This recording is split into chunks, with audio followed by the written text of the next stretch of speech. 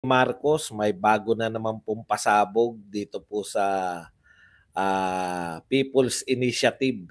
Magugulat po kayo sa bagong pasabog ni Senator Amy. Nagmatapang na naman po si Zubiri. Siya raw po ay magbibitiw sa pwesto bilang Senate President kung makakalusot ang mga political amendments sa constitutional sa tsa-tsa na isasagawa at pangunahan niya. Hindi kaya pinaimig Zubiri tungkol po dito sa charter change na buong paniniwala po niya ay siya po ang inatasan ng Pangulo bilang mamuno, no? Yan po mga pag-uusapan natin. At isa pa po pala, number 1 na naman po si Pangulong Duterte sa latest Tanghere survey. Yan po mga pag-uusapan natin. Pero bago yan, kung bago ka pa lang dito sa ating channel, mag-subscribe ka na. Dahil ito lang ang tayong channel na may kinikilingan, may pinapanigan, una sa balita, huli sa impormasyon, kaya na pang hinihintay nyo, pindot na. Okay, pag-usapan po natin agad-agad, no? Congratulations po muna sa bagong Tanghere survey po ngayong Enero ay nangunguna na naman po sa survey ng senatoriables for 2025 si Pangulong Duterte. Bagamat nagsalita na po si Pangulong Duterte na hindi siya tatakbo, maganda pa rin po yung senyales, no? Ipalit na lang po natin si Pulong at iba pa. Maganda po yung senyales na talagang ang suporta po ng mamamayan ay nananatili po sa lahat po ng paninira sa mga Duterte. Nananatili po ang suporta kay Pangulong Duterte, kay BP Sara at iba pa. Okay. Hindi na natin iba. Basta pasok po lahat ng Duterte boys, si Bato, si Tolentino at saka si Bongo. At pasok din po si Senator Amy. Siyempre, si Erwin Tulfo, si Senate President dati, Tito Soto, etc. Mamaya na po, medyo tatalakayin natin yan ng mahaba-haba. Congratulations po sa patuloy pong pamamayagpag sa survey. Pag sinama po kasi si Pangulong Duterte sa pagpipilian, check pong number 1. Pag hindi po sinama, no? Pag hindi sinama, talagang laglag po, no? Lahat po ng Duterte boys, kasama pa si Senator Amy na masyado na identify ngayon sa mga Duterte, pasok po lahat. So isa lang po ang pagpapatunay niyan na no amount ng paninira ang maaring makapag-down, no, sa mga Duterte. Kasi alam niyo naman po, no, hindi po sa mga report, hindi po sa mga tokis-tokis yung mga ginawa ni Pangulong Duterte. Ito po ay nakita natin, naramdaman. Marami pa nga nagsabi, naaamoy. Ano? Naaamoy. Okay. Punta na po kagad tayo rito, no? Nagpahayag na naman ng katapangan to si, alam nyo, minsan naawa ko kay Mig Zubiri, no? Ito lang po ang tanging Senate President sa kasaysayan po, sa kasaysayan. Kahit pa po noong pinakamalalakas po yung mga speaker, ang pinakamalalakas pong speaker sa totoo lang yung panahon po ni Mitra, no? Ramon Mitra. Tsaka yung panahon po ni Jody Venecia, no? Talagang ang lalakas po na speaker nun. Ito, iba malakas dito. Okay. Pero hindi po nagpapadaig, never po nilang naungusan yung sa popularidad at saka sa lahat-lahat, no? Never pong umungos yung popularidad ng isang speaker sa isang Senate President. Ngayon po nangyari na parang yung Senate President sunod-sunuran sa Pangulo, sunod-sunuran sa House of Representative. Kahit po yan ay pananaw, no? Pananaw lang. Pananaw po yung ano, no? Yung ganong pananaw ng mga tao na parang walang boto, na sunod-sunuran lang sa House Speaker. Pananaw lang, pero hindi mo masisisi. Yung mga tao, masyadong malaki yung personalidad ni Martin. Tsaka yung talagang natatak sa isip natin na what Martin wants, Martin gets, no? Okay, anyways, nagmamatapang naman lagi, di ba? Naalala nyo ba nung unang binomba tayo ng kaya lang kasi yung pagmamatapang niya wala sa lugar. Is either hindi naman po niya concern yung tinatapangan niya, or walang pumapansin. Alimbawa po, nung binomba po tayo ng China, yung absurd po ng mga suggestion niya na hindi mo na lang papansinin. Natatandaan ko si Migsubiri nung hindi po tayo naninira, ito po katotohanan to nung una tayong binomba ng China sa water cannon. Pucha, nagwawala, nagmatapang, no? Ang panawagan niya kagad, i-boycott daw lahat ng produkto ng China. Is either pagtatawanan mo lang dahil imposibleng maganap. Pucha, kung i-boycott mo lahat ng produkto ng China, walang matitira sa bahay mo.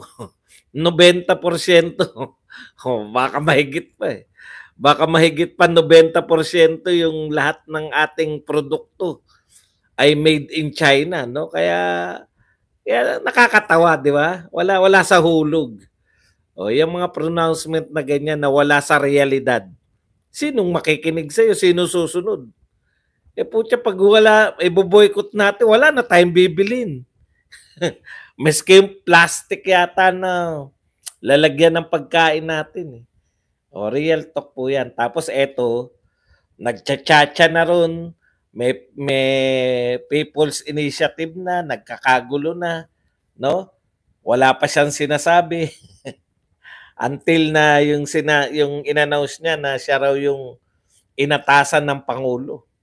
Inuulit-ulit niya yun. Nakala niya nakakataas ng kanyang pagiging Senate President yun. Meron ba namang Senate President na inaatasan ng Pangulo? Puta, for the first time ko narinig yun. Kahit sino pong Senate President, co-equal kayo ng co-equal branch of government. Hindi mo pwedeng. Okay. Ito po ang sinabi nito ni Subiri. Siya raw po issued statement. As he assured the public that the Senate will only propose changes in charter's economic provisions to help the country attract more investors. So, economic provisions lang daw. Ngayon, ang sinabi ni Subiri, kung sakali na meron silang pinasa sa Senate, rest assured, wala po tayong political amendments. It will be my political head at stake. Yan po, no? So, siya po ay at least sa amin sa Senado. Kala ko sa lahat sa Senado lang pala. Hindi namin ipapasingit yan. Ito po ang tanong, Senator Subiri. Sa inyo sa Senado, maaari mo makontrol. Ang tanong, paano pag nagsingit? Kasi Constitutional Assembly, di ba? Both houses magpo-propose, both houses. In-interview si Erwin Tulfo, hindi niya naman sinabi na hindi. Ang tinanong sa kanya ni Karen Davila, ano-ano po bang mga pananaw ng mga congressman? Yung iba po gusto ng economic. Kasi nga, wala raw nag-invest sa probinsya nila dahil sa 60-40. Yung iba naman po sa term limit. Kasi bakit daw yung senador 12 years? Tignan nyo nga. Wala pa pong nakasalang hindi po nila tinatanggi na gusto nilang atakehin yung political. Sa tingin mo ba, Senate President, maniniwala ang taong bayan sa iyo na susunod sa iyo ang mga congressman? Paano pag nag-propose sila ng political, paano mo pipigilan? Yan ang tanong eh, 'di ba? Sinasabi mo pag nag-political kami, kasi pinagmamalaki nila ito, economic lang 'to ha. Pag nag-political lang Senate, bababa ako sa pwesto. Eh ang tanong, paano pag meron isiningit na political yung mga congressman? Ito sagot ni Zubiri. Let's say the lower house passes political amendments. Hindi kami papayag. Wow! Hindi kayo papayag. Talaga lang ha. So stalemate. Stalemate. O, hindi sila papayag. O, ano mangyayari pag stalemate? The President said in our meeting last week that very simple. Let the Senate take the lead and adopt the Senate version. Very clear yun. We had several witnesses and the Speaker agreed. Ito ang pinanghahawakan niya eh. Makinig kayo kung ano yung pinanghahawakan niya. Ito po ang pinanghahawakan ni Zubiri. Ulitin ko lang. The President said in our meeting. Pinanghahawakan niya po yung salita ng Pangulo. Last week, that very simple. Let the Senate take the lead and adopt the Senate version. Tanong, kaya nyo bang pigilan yung mga congressman? Sino po ang makakapigil sa congressman once na magsimula yung Constitutional Assembly? Pwede bang magsabi yung isang senador, bakit kayo nagtatalakay ng politika? Hindi po nila pwede. Huwag kayong makialam sa amin. Kailan pa po meron pong entity, Supreme Court man, Pangulo man ng Pilipinas, kailan pa po pwede napigilan ang Congress sa kanilang diskusyon? Hindi nyo po kayang pigilan yan. Kaya kung ang pinanghahawakan mo lang ay salita ng Pangulo, sasabihin lang sa'yo ng Pangulo, ay hindi natin pwedeng pakialaman yan. Congress yan, sarili yan. Tsaka, wag na ako mag-comment. Pag ang pinanghawakan mo ay salita ng Pangulo, hindi na ako magko-comment dyan. Okay. So, gusto po nila talagang baguhin yung Constitution through CONAS, no? Naniniwala si Zubiri na susundin ni Martin yung sinabi niya na susunod kami. May sinasabi pa siyang maraming testigo eh. Kita niyo po kung gaano kawik ha. Nagsabi kaagad na may mga testigo. May mga testigo daw na umayon. Okay.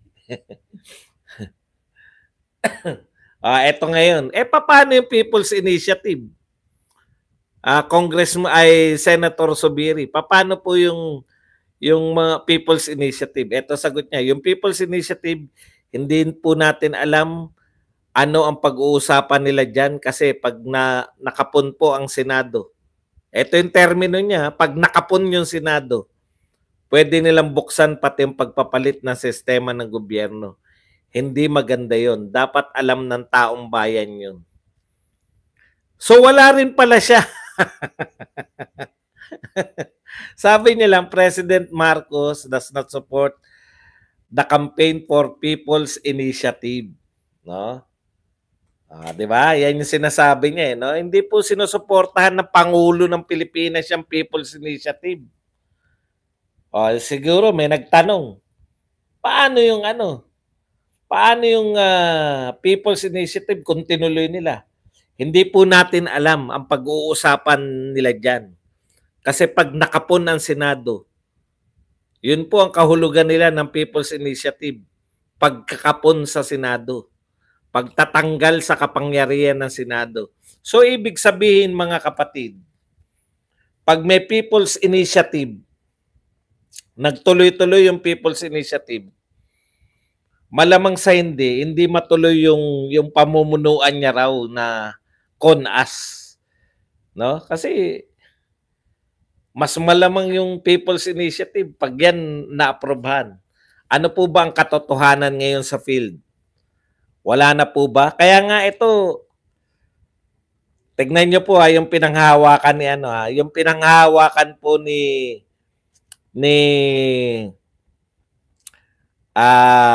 Mig Zubiri. Nag-meeting sila. Siya lang po nagpapahayag nito. Wala pong iba na nagpapahayag. Nag-meeting sila kasama ang Pangulo. Inatasan siya na ikaw ang mamuno. Sabi raw ng Pangulo, ayaw niya ng iba. Ayaw niya ng makapon. Ganun yung termino niya. Ayaw niyang mawalan ng ito yung mga punto ni Zubiri. Ayaw niya kahit wala po siyang sinasabi. Etc. etc. Tapos inatasan siya. Tignan po ninyo kung anong uri ng Senate President to nagsasabi. Ano yung sinabi niya? Balikan lang po natin uli.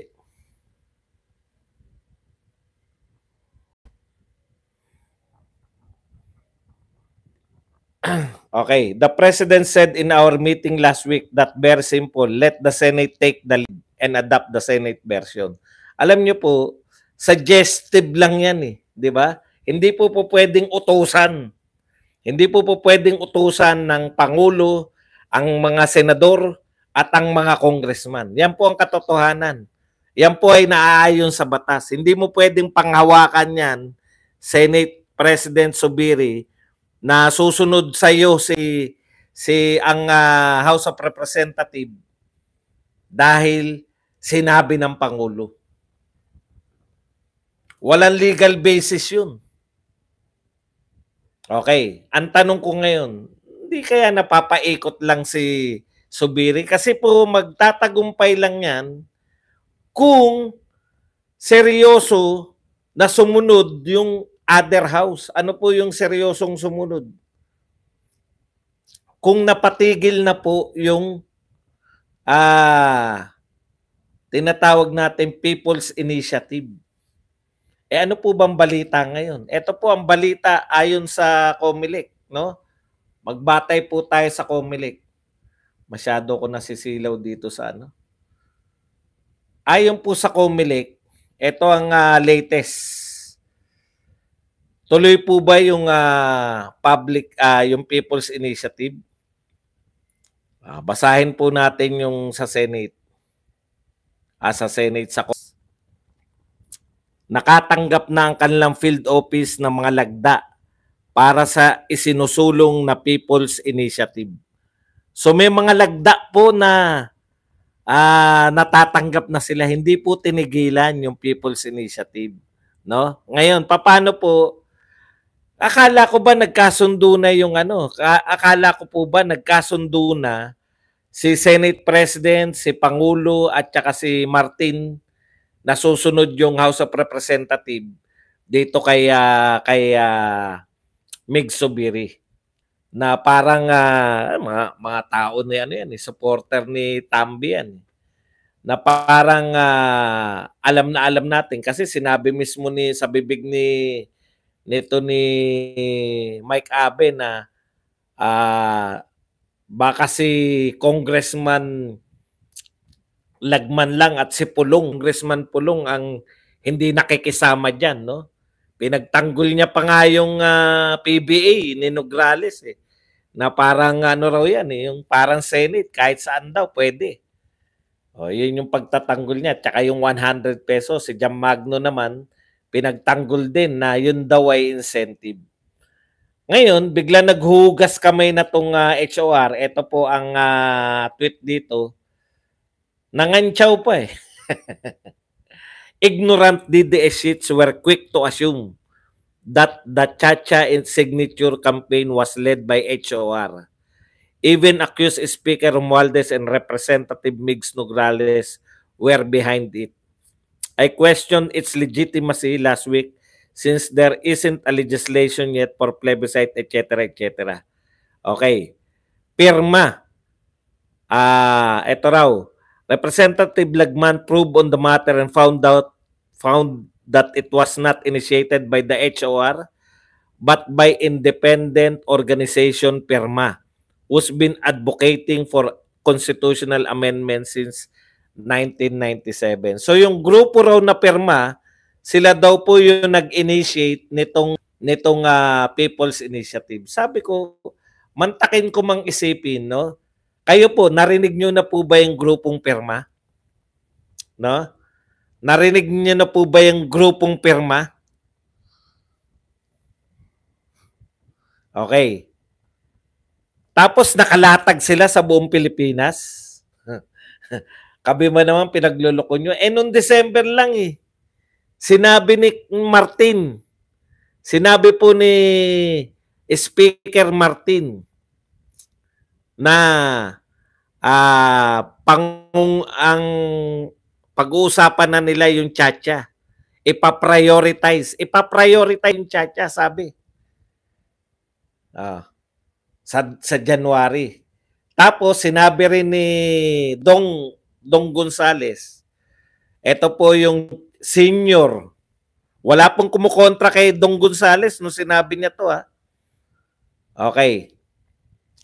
Yung senior, kung ano man ang katungkulan niya, basta mataas ang katungkulan ni Gonzales eh. Ang sabi niya, pinag-aaralan nila yung People's Initiative. Noong December, pagdating ngayon January, may People's Initiative. Ano yun? Nagkataon lang? Nagkataon lang na may biglang grupo na nakakalat pala sa buong Pilipinas yung pirma na yan. Hindi po namin naririnig yan. Never heard na grupo yan. Tapos ngayon sasabihin nyo, paniniwalaan nyo kami na yan ay nakakalat sa buong Pilipinas, walang kinalaman yung mga congressman. Ano yung sinasabi ni Dong Gonzales? Na tinitignan nila yung People's Initiative, tapos pagbalik, People's Initiative na kagad. Ang dali lang naman yan eh. Kung totoo yan na wala kayong kinalaman dyan, imbestigahan nyo yung pirma kung sino nag-utos sa kanila na mag-People's Initiative. Imbestigahan nyo rin si Jam Magno at saka si Mike Abe na nagsabi na kayo raw na namumuno dyan. Hindi po namin imbento yan. Pinagmamalaki nila agad yan na merong ganyan. Imbestigahan nyo rin si Dong Gonzales. Kung yung sinabi ba niya na People's Initiative ay walang kinalaman. Imbestigahan nyo rin yung mga nagpapapirma mismo na mga taga-barangay. Posible naman nakalatag yan. May grupo na private. Okay. Punta po tayo rito, no? Balikan po natin yan. Hindi kaya pinaiikot ka lang? Ngayon po, dahil nagsalita na si Pangulong Marcos ayon kay Subiri na ayaw niya niyang People's Initiative, bakit tuloy-tuloy pa rin? Kung ayaw niya, di sabihin lang na ayaw ni Pangulo yan, wag niyo na ituloy.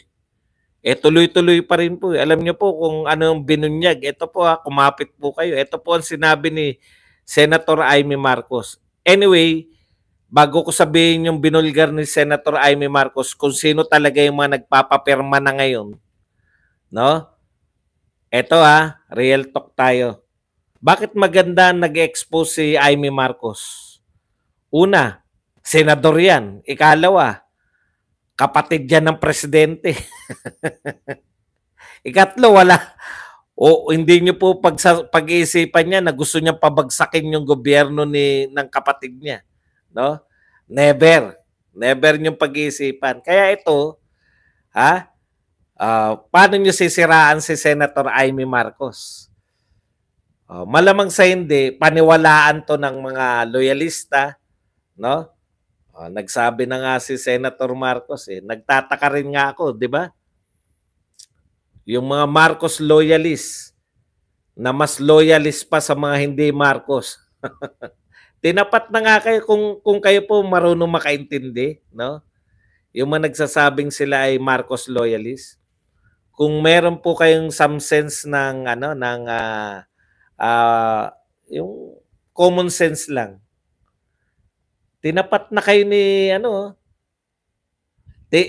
tinapat na kayo ni Senator Amy Marcos na yung sinusuportahan nyo bilang Marcos loyalist, hindi naman Marcos. Sana meron kayong konting sense, no?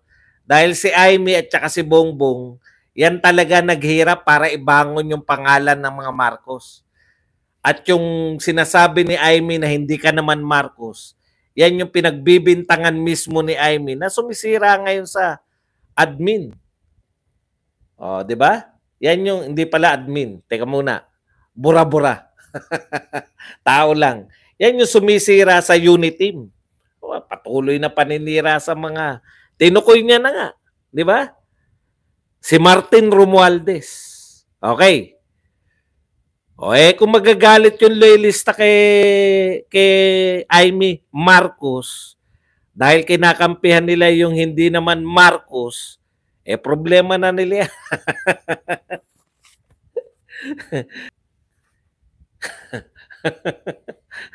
Sabihin nyo nga na nagsisinungaling. Di ba? Sabihin nyo nga na wala siya ebidensya. Mas gusto ko pa nga nag-expose ito si Amy Marcos kaysa kay Maharlika Ang dali nyo kasing banatan si Maharlika, di ba? Asa na yung video ng pulburon? O mga DDS, asa na yung video ng pulburon? DDS, video ng pulburon. DDS, video ng pulburon. In fairness po sa mga tinatawag nyong DDS, hindi po DDS si Maharlika. Nanonood ba kay Maharlika? Loyalista siya Disgruntled loyalist yan. Nagsalita na po si Pangulong Duterte, walang video. Sino sa tingin nyo paniniwalaan ng mga DDS? Kaya hanapin nyo sa mga loyalista. Loyalista yan ayun po kasi ang problema sa inyo. Kahit isang tao lang, damay-damay yung grupo. Isang tao lang nagsabi ng pulburon, hinahanap nyo sa lahat.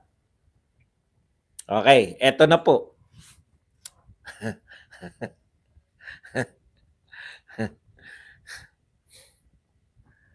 Ayon po kay Senator Amy, sino po ang nangunguna ngayon na nagpapapirma? Ayun, yung nagpapatuloy niyang yung public People's Initiative na yan. Tumigil na yung ibang mayor at kongresista. Bakit? Kasi nga kay Pangulong Marcos Pero kaya ang nagpapapirma ngayon ayon kay Senator Marcos, Amy Marcos, Ate Amy Marcos ng Pangulo ng Pilipinas, nasubukan yung i-contempt si Senator Amy to. Pucha, pinagbobolan niyo ako, boses niya yun Tumigil na yung ibang mga mayor at kongresista sa pagpapapirma. Ayan in fairness, tama naman, di ba? Kaya nga malakas na loob nitong mga narito Okay, eto po. Ang nagpapapirma ngayon, yung mga DPWH contractor. Hindi po DPWH. DPWH contractor. Yung mga contractor, yung kinokontratista na tagagawa ng mga kalsada ng Bakit po DPWH contractor, bakit sila napapilitang magpapirma? Kasi tatanggalan daw sila ng kontrata. Yan po ay sinabi ni Amy Marcos, kapatid po ng Pangulo ng Pilipinas. Alam niyo po, eto mag-real talk tayo Ang pananaw po ng mga loyalista, Marcos loyalist, na mas loyal pa sa hindi Marcos. Nakakatawa, di ba? Marcos loyalist kayo pero mas loyal pa kayo sa hindi Marcos. Ayun sabi ni Senator Amy, hindi ka naman Marcos eh. Kilala nyo na yan, di ba? Babanggitin pa ba natin na si Martin yun? Okay. Ang tingin nila, naninira si Senator Amy, sinisiraan niya yung administrasyon. Hindi niyo po ba naisip na baka yung purpose ni Senator Amy, iligtas yung administrasyon ni Pangulong Bongbong Marcos? Hindi niyo ba naisip yun? Alam niyo po, magkakamag-anak sila. Blood is thicker than water. Alam na natin yan lahat eh. Wala po kahit minsan na sinabi si si Senator Amy Marcos na ikikasira ng kanyang kapatid na Pangulo ng Pilipinas. Baka naman kayo, mag-rethink kayo, no? Kasi nung nariyan pa ako, sa unit team pa kami, lagi kong pinapayuhan yung mga vlogger ng BBM. Ang pakikinggan yung mga Marcos kasi sila talaga yung naghihirap dyan sa pangalan nila eh. Sila yung siniraan, sila yung dekadang, sila yung pinalaya, sila yung dekadang, yung nakaranas talaga ng political persecution. Tapos nung nakabalik, may mga nag-ambisyon ng mga kamag-anak incorporated, di ba? Wala eh. Iba yung gusto nilang pakinggan eh. Ayaw nilang makinig sa mga Marcos eh. Sa totoo lang po, yung ginagawa ni Amy, pwede nga namin pagdudahan yan eh. Ito ba ay tapat ka ba na ikaw ay Duterte? Pero wala tayong magagawa eh. Tapat siya sa Duterte, di ba? Hindi natin kaya lang, ang sinasabi ko lang, no? Ang point ko nga lang dito sa inyong lahat na mga loyalist ko, no? Pinag-iisipan nyo pa yung ate ng Pangulo. Narinig nyo ba yan na gusto niyang bumagsak yung gobyerno ni PBBM? Baka hindi nyo lang naiisip dahil sobrang lunod na lunod kayo na ipagtanggol yung kamag-anak incorporated. Baka itong si Amy ang gustong isalba talaga tong gobyerno ni Pangulong Marcos. Kasi naranasan na nila yan eh. Naranasan na nila kung paanong yung people power na siguro sa una hindi iniintindi ng tatay. Di ba nakikita nyo sa pelikula? Nanood ba kayo ng Made in Malacanang? Nakita nyo kung paano yung paanong nagagalit na si Amy na parang, di ba? Pareho po sila ni Pangulong. In fairness po kay BBM tsaka kay Senator Amy, talagang gusto nilang yung pangalan nilang Marcos yung maibalik sa ano eh. Wala tayong magagawa eh. Talagang may kamag-anak kayo.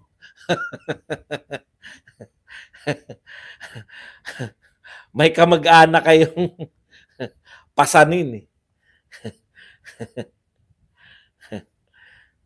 Ako, pwede ko nga pagdudahan yan dahil sa galit ko na dyan sa kamag-anak nila. Kaya lang, tinitignan ko ito pag siya nga yung nagsasalbas kasi mga walang utak din marami rito. Baka hindi, marami kasi dyan mga batang vlogger. Baka hindi na nila inabutan yung 1986. Baka hindi pa pinanganak yung mga yan na 1986 eh. Yan yung problema ng mga batang vlogger. Hindi nila alam yung political persecution na ginawa sa mga Marcos eh. Alam ni Amy yan, naranasan nila yun. Etong unti-unting nagagalit yung mga tao. Kailan ba lumabas si Amy? Suriin nyo rin kayong mga kung totoo kayong Marcos loyalist at nakikinig kayo ngayon na tumitingin lang kayo sana ng ano. Suriin nyo rin. Kailan lang lumabas si Senator Amy? Nung galit na yung mga tao na naman. Nakita na nila yan, tagpo na yan. Kung yung pinakikinggan yung mga vlogger, mas bata pa. Hindi umabot dun sa 1986 revolution. Akala nyo hindi totoong naganap yun. Naganap po yun. Milyon po yung tao sa EDSA. Nakikita na ni Senator Amy yan. Mayroon nang namumuong galit yung mga tao.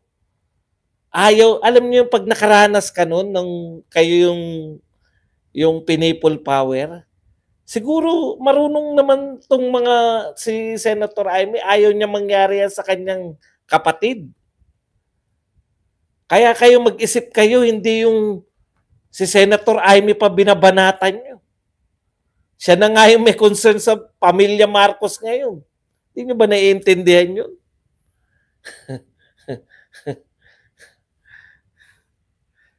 Minsan tumigil kayo, yung mga bumabanat kay Senator Amy na Marcos loyalist. Ako, hindi ko na, wala na kami dyan eh. Matatigas ulo na mga yan eh. Sabi ko na sabi, makinig kayo sa mga Marcos, makinig kayo sa mga Marcos. Puta, mga gustong pakinggan, yung mga nagtitinda ng pampapogi, yung mga kung ano-anong mga, madaldal ba ako? Vlogger ako eh.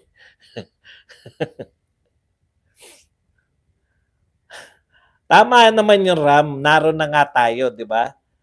Kaya nga eh, hinahatak nga ni, alam niyo yung ginagawa ni Senator Amy, hinahatak niya yung Pangulo para yung magka-sense naman tayo. Etong mga Duterte, hindi to kaaway, di ba? Yun yung sinasabi niya. Wala eh. Mga putya, mas gusto pa nila ipagtanggol yung mga pananaw ng Martin kayo. Mahala kayo sa buhay niyo. Mga bata pa kayo karamihan. Hindi kayo umabot ng EDSA check. Kung umabot man kayo, siguro sanggol pa kayo. Hindi nyo alam eh. Wala kayong ideya eh. Hindi nyo alam yung naganap. Nakita na ni Amy yan eh. Yan, nagsisimula yung mga galit. Hindi po kagad yan na nag-EDSA na lang. From 1983 to 1986 yan. Buhat nung namatay si Ninoy, di ba? Kahit papano, tao na ako niyan eh. Mararamdaman nyo yung ayaw na ni Senator Amy na baka yung marami sa inyo rito hindi umabot talaga na EDSA eh. Hindi po yan one-time deal. Palaki po ng palaki yan. Nakikita nyo naman, nagrally na yung mga Duterte.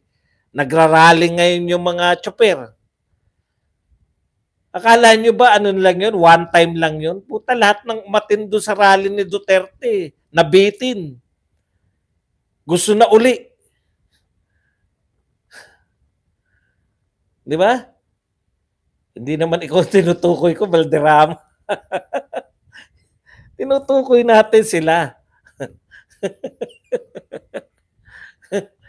Marami kasing hindi yung mga vlogger na akala mo kung hindi kayo pinanganak nung EDSA Revolution, hindi nyo maintindihan yun eh. Yung nagsimula, lahat po ng malalaki, nagsimula po yan sa maliliit. Ilan sila no na yung unang rally ng mga Duterte? Ilan? Yung sumuporta kay Pangulong Duterte. Puta, sabi nga nila, mas marami pa yung mga rallyistang sumusuporta kay Castro eh. Kay France eh. O nung naroon na kami. Nilamon ko, kaperanggot lang yung mga, hindi pa organized yan. Yung iba, naiwan na rin, kumakain doon sa, alam nyo, watak-watak yun, kung ma-organize na yun, dito muna tayo lahat para makita sa, na marami tayo. Hindi po, wala pong ganun. Kanya-kanyang pwesto.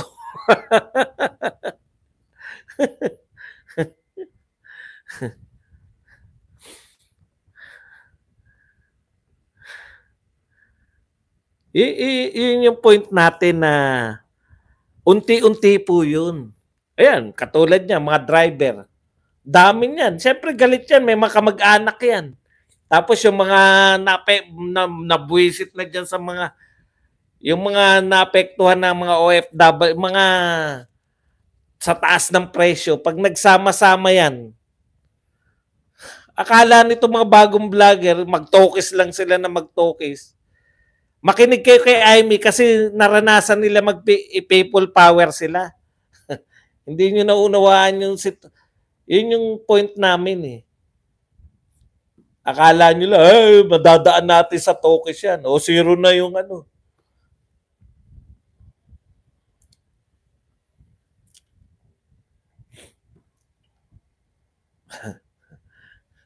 Yun no, mga aral ng kasaysayan yan. Kaya si Senator Amy, sa mga Marcos, hindi kami Marcos, Duterte kami. Sa mga Marcos, yan yung message na gusto pa i-save yung admin ni President Marcos, sa totoo lang. Pero kinukundinan nyo pa. Dahil lang kumampi sa Duterte. Talaga naman Duterte ang talaga okay. Nagbubulahan pa kasi tayo eh.